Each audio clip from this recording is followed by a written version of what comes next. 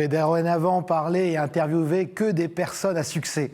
Je ne parlerai plus de faillite. Ma dernière chronique n'aurait pas plu à tout le monde.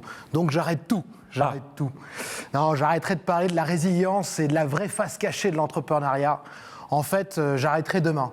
Parce qu'aujourd'hui, nous recevons Thomas Estier. Et que Thomas ne se cache pas, il ne se justifie pas, il explique, il ne craint pas, il a cru, il y croit encore. C'est l'histoire d'un homme de 51 ans et de son robot que je vais vous raconter. En 2014, Thomas, vous faites la liaison logique entre les technologies que vous développez en 99 et le besoin d'un marché, la mobilité d'un robot tout-terrain. Vous créez donc Rovenzo il y a 8 ans. Un certain 31 décembre 2015, un investisseur d'un fonds américain vous donne l'opportunité de partir construire votre robot à Shenzhen. 20 jours après, vous êtes dans un avion avec vos 2 cofondateurs et vous vous exilez en Chine en laissant femme et enfants en Suisse. Et vous construisez en seulement 3 mois votre premier robot grandeur nature capable de grimper des escaliers.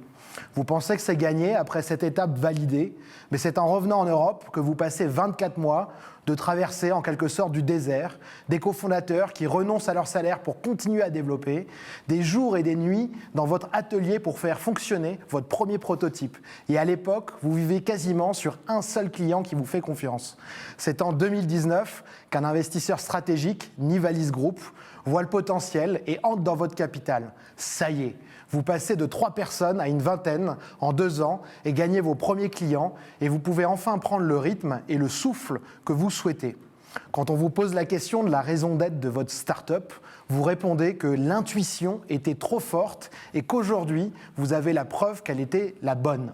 Eh bien Thomas, je crois que vous n'êtes pas prêt d'arrêter, mais quand même, je vous le dis, il fallait quand même y croire à cette araignée mécanique à 4 pattes. Merci Victor Bourré.